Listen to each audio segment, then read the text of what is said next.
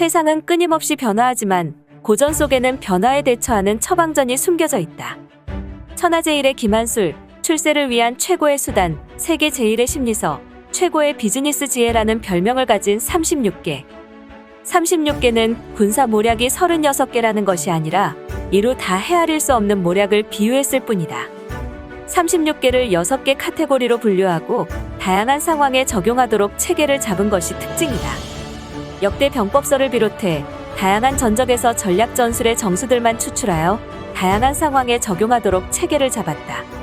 손자병법이 인생 처세의 이론서라면 36개와 백전기략은 세부 지침서와도 같은 책이다. 36개는 어려운 병법서에 그치지 않고 알기 쉽게 각 항목마다 삼국지 사례와 경영 사례를 소개한다. 손자병법, 백전기략, 36개. 군사전략가는 물론 최고 경영자라면 평생 머리맡에 두고 읽어야 할 3대 병법서. 백전기략과 함께 읽으면 언제 어디서나 백전백승. 군사전략가와 최고 경영자, 나아가 모든 사회인의 필독서. 창의 출판사에 36개였습니다.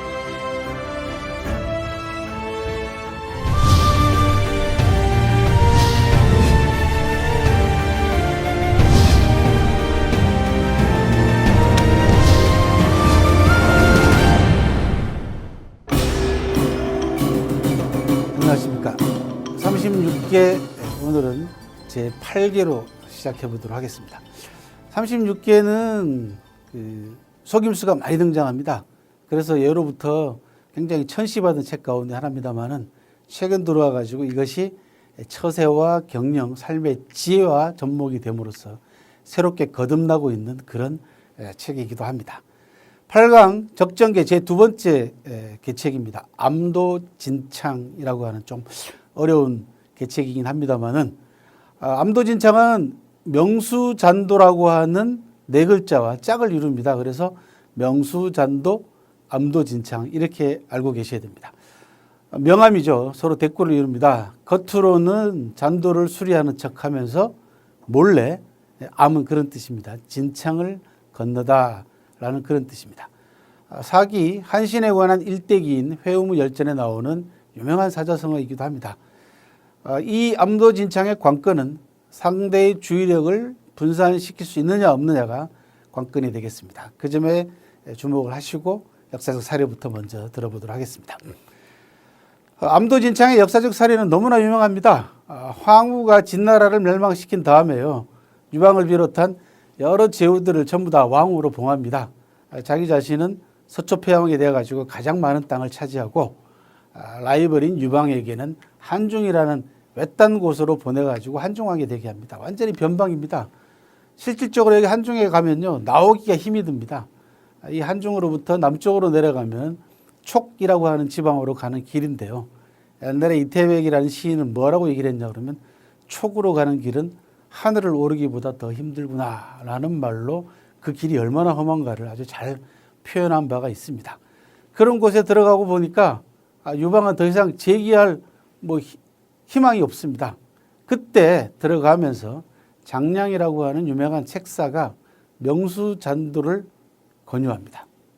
잔도를 모두 불을 태워버리라고 건의를 합니다. 이 지역은 길이 좁다 보니까 이 절벽 사이로 아주 좁게 한 1m 조금 넘을까요? 이 정도밖에 안 되는 나무 판자를 전부 다 절벽에 박아가지고 길을 만들어 놓은 잔도라는 게 있습니다.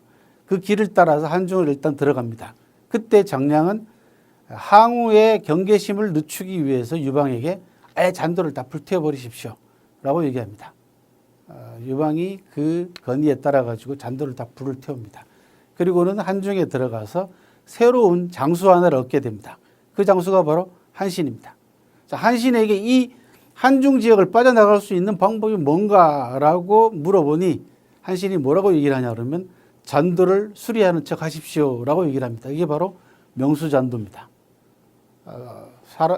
군사들 수백 명을 보내가지고 진나라가 감시하고 있는 그 상황에서 잔도를 수리합니다. 그랬더니 초나라의 장수인 장안이 얼마나 비웃겠습니까? 저 무식한 놈들, 저게 몇백 명 가지고 저 거창한 힘든 잔도를 어떻게 수리할 수 있겠냐라고 경계심을 완전히 늦춰버립니다. 그 사이에 한신은 군사를 끌고 아주 좁고 험난한 길을 돌파를 해서 진창을 기습함으로써 초안쟁패의 전기를 마련한 아주 대표적인 역사적인 사례가 있습니다. 바로 몰래 진창을 건너다. 앞에 나와 있는 명수잔도와 더불어서 같이 여러분들 외워두시기 바랍니다. 명수잔도가 왜 중요하냐 그러면 상대의 주의력을 분산시키기 위해서는 명수잔도가 꼭 필요했지 않습니까? 그래야지 암도진창이 가능하다는 얘기죠. 경영 사례에서는 일본의 대표적인 악기 회사인 야마하의 사례가 아주 대표적인 사례로 꼽을 수가 있겠습니다. 일본 악기 회사 야마하의 대표인 가와카미 게니치라고 하는 사람은 38살로 사업을 시작을 합니다. 악기 시장을 면밀하게 분석한 결과 치열한 경쟁에서 승리할 수 있는 장기 전략을 마련하는데요. 참 기발한 전략을 마련합니다. 이게 바로 음악 교실을 만드는 겁니다. 누구도 그 당시에 생각하지 못했습니다. 그래서 게니치가 음악 교실을 만들 때는 다른 사람들은 전부 다 경계심을 갖지 않았습니다. 뭐 저런 게 다 있나 싶었겠죠. 악기 만드는 회사가 갑자기 음악 교실을 만들어서 뭐 하겠냐라는 거죠. 이 음악 교실에 대량 투자한 것이 명수잔도에 해당되겠죠. 그런 다음에 음악 교실에는 당연히 악기를 필요로 하지 않겠습니까? 그래서 음악 교실에다가 야마하가 만든 악기들을 공급을 하게 되는 거죠. 이 음악 교실이 전국적으로 전부 다 붐을 일으키고 보니 뭐 다양한 악기반들이 생기고 또 등급별, 연령별 뭐 저희들도 보면 나이 들면은 이 악기 하나씩 배우고 싶어하는 어르신들 많지 않습니까? 그렇게 해서 뭐 노인반, 뭐 청소년반, 어린이반, 뭐 프로반 그죠? 다양한 등급별, 연령별 악기반이 생기게 되고 그 악기반에 악기를 공급할 수밖에 없겠죠. 그죠? 거기에 게니치는 수준 높은 교수하고 좋은 교재를 같이 공급을 함으로써 다른 악기 회사에서는 생각하지 못하는 기발한 즉 암도진창의 개척으로 크게 성공을 거둔 대표적인 사례가 남아 있습니다.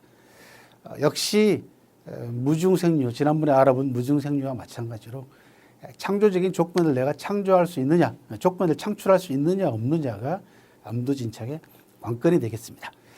자, 이 암도진창은요 나의 경쟁 상대가 있을 경우에 상대의 주의력을 다른 쪽으로 분산시킬 수 있느냐 없느냐가 관건이 되겠습니다. 정통적인 경로를 벗어날 수 있어야만이 주의력 분산이 성공 확률이 높아지겠죠. 그럴 경우에 당연히 창의적이고 과단성이 요구가 됩니다. 경로에 대한 인식과 발상의 전환이 필요로 하는 그런 대표적인 계책이 암도진창이 되겠습니다. 암도진창은요 역사적인 사례로 보면 한신이 남긴 계략 가운데서도 가장 결정판입니다. 항우의 주의력을 분산시킨 다음에 유방이 관중지역을 평정할 수 있는 계기를 만들어줬거든요. 대단히 중요합니다. 이 일련의 책략들은 비즈니스와 사회 전반에서도 흔히 활용이 됩니다. 나의 수단과 동기가 상대에게 간파당하는 것만 주의한다면 암도진창은 큰 성공을 거둘 수 있는 좋은 계책이 되겠습니다. 주의하실 것은 명수잔도라고 하는 가상을 얼마나 적절하게 잘 만들어내서 상대의 주의력을 분산시키느냐가 관건이 되겠습니다. 감사합니다.